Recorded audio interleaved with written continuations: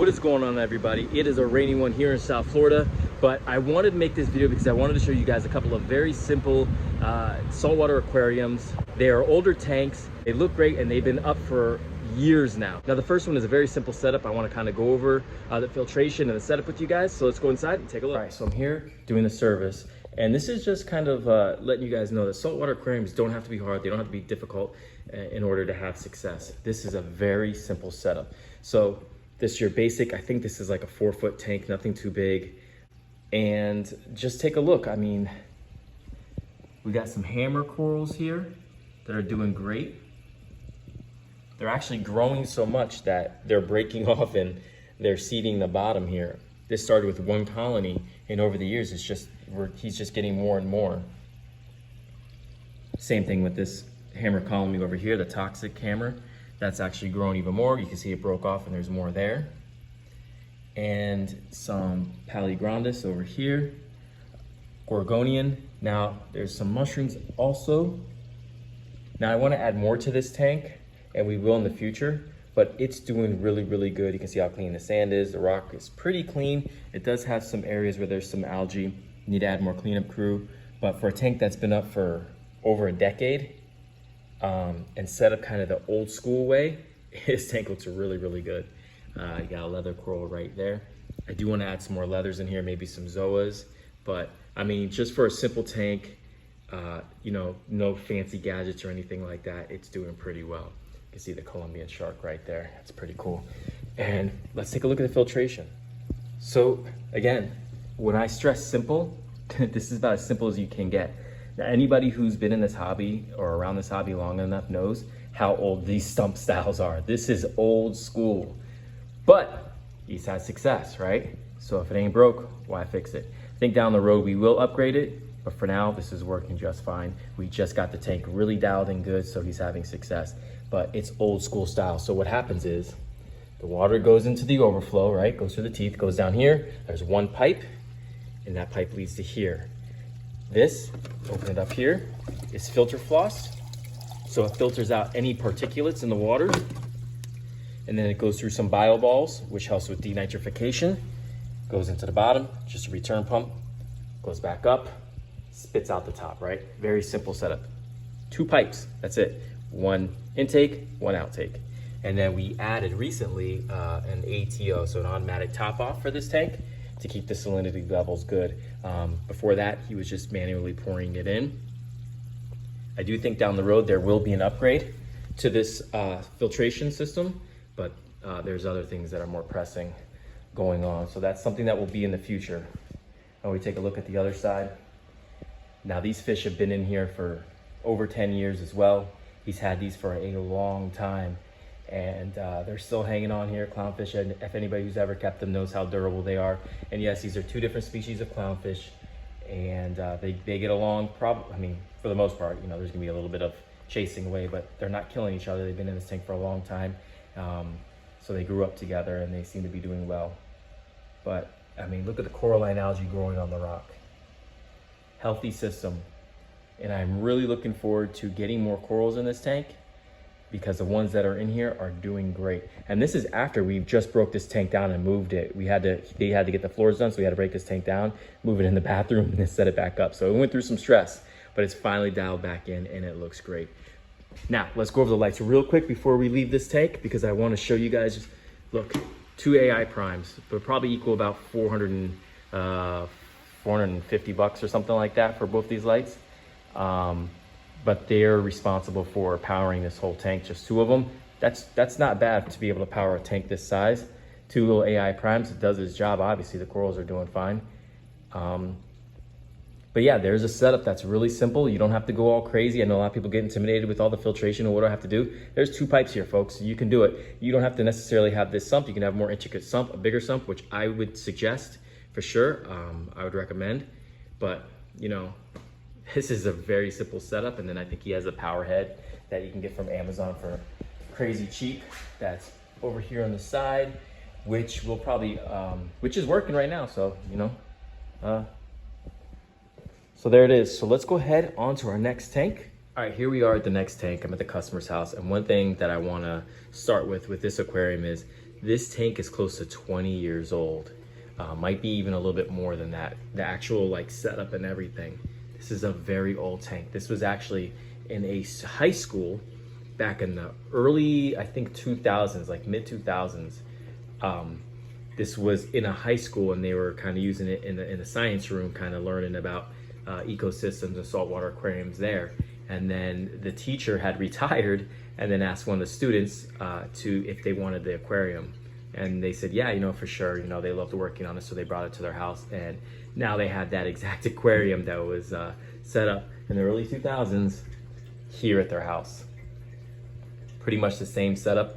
He did get a newer stand for it to go on, but the livestock and the actual tank itself is all original and been up for multiple years, close to 20 years, I believe, if not more. So one thing you'll notice in this aquarium is that it's not your typical saltwater tank. So what I mean by that is it's not drilled. This is more of a freshwater tank setup. It's designed to have a canister filter or a hang on the back filter. So how do you make this a saltwater aquarium so that you're able to have a sump is you get a siphon overflow. And that's what he did. He got a siphon overflow. And basically how this works is it hangs on here, right? So you have the teeth in the water and the water goes through the teeth and then it gets siphoned through under here, gets pulled into the back chamber here, where it then goes down a pipe on the outside of the tank, which leads to the bottom of the tank, that right there, right? And it's siphoned because you have this little air compressor that is sucking air out of here and causing a siphon. So it's sucking in water here and pulling it back into there so it can go down the outside of the tank. This is not plumbed internally. This is an external setup. Then you have this little filter right here, so it gets pumped in through here, and then it goes through this little air pump, goes through here. Some of that water gets filtered out through here and then pumped in out through the back and fills that up. Now, back in the day, I used to have a very similar setup for a siphon overflow, and I had it up for probably a good year and a half or so. Now let's quickly take a look at some of the livestock in this tank. It's all stuff. This is an all softy tank, so you got a bunch of toadstools. These are the original toadstools from like, these toadstools are like 25 years old. This was all one piece. There's a giant piece of toadstool, but it ended up breaking apart throughout the years. So you have this giant toadstool here. Clownfish loves a toadstool. You have some Kenya tree. You have another different type of leather coral, toadstool leather coral right there. You have a bunch of cabbage coral right here growing, just the non-colored kind. You have some hammer coral here on the bottom, some star polyp, some more Kenya tree, some pallies right here, some Mohawk pallies. And we just recently added that anemone to add a little bit of color to the aquarium because there really isn't that much color in this tank. So the anemone kind of brightens things up. And then you have another toadstool and some more cabbage coral. And then forest fish, you have some clownfish in here, ocellaris, and a maroon clown, a really big 6-line wrasse roaming around here. And I believe there's a tang in here also. As far as the filtration, glass tank, wet dry filter. So just like the tank before, same thing, but this time he was able to get a protein skimmer in here and then just your return section. He has some rock in the middle there to help with biological filtration, but again, really simple setup. He also has an ATO, which siphons out of there through the garbage can into the sump, but nothing too crazy or elaborate as far as the sump goes. Now, talking about siphon overflows, look, I got a really good deal on my tank back in the day, and it was for like 120 bucks, and I was like, I can't pass it up. So I got it, big tank, but I didn't feel comfortable at that time drilling it. So I just said, you know what, this will be a good beginner tank to learn from. I just want to keep fish anyways. I'm gonna go ahead and get a siphon overflow. Had it for a year and a half. My issue with the siphon overflow is, yes, you can have a really well done, functioning saltwater aquarium, absolutely. But if the power goes out, or if you don't get that, if that breaks siphon, or if you just don't get the water level right, it can be kind of a pain in the butt, and you risk the water overflowing from the top and getting all over your floors. And that's a very dangerous thing, and that has happened to me before in the past, where I had lost suction on the siphon overflow, and the water kept on pumping in from the bottom, so it got to the point where it overflowed the tank and got all over my floors, and that was caused a lot of damage. Good thing I had tile at the time. Ideally, I'm not a big fan of siphon overflows. I think I'd rather go with a canister filter if I want to make a freshwater tank, a saltwater tank. I personally would go with a heavy-duty canister filter. I just think the risk of this backing up and overflowing cause you problems, especially if you were like to go on vacation or something like that.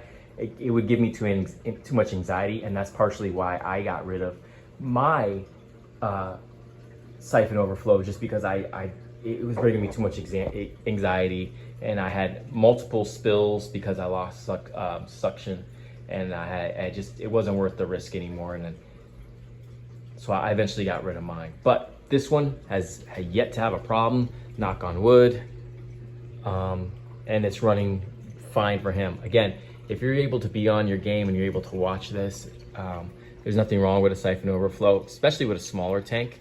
When you're dealing with bigger tanks with big sumps, that's a whole new animal there, because all that water from that sump will get, if you lose siphon, all the water from the sump will pump over and spill onto your floor. I don't recommend the siphon overflow unless you have some type of emergency setup to where you can prevent that overflow from happening. Here, real quick look at the back of this tank. You can see how it doesn't connect at all to the aquarium. That's really an external piping, which is pretty nerve-wracking, because look at that soft piping. If that was to disconnect, you're getting a siphon all the way on your floor. That's no good. So that's another reason why I don't really care for siphon overflows. Look at that, all that is on the outside of the tank. That's pretty scary. So you want to make sure if you do a siphon overflow, you make sure that that is really on there good, that piping is really secured and has nowhere to go.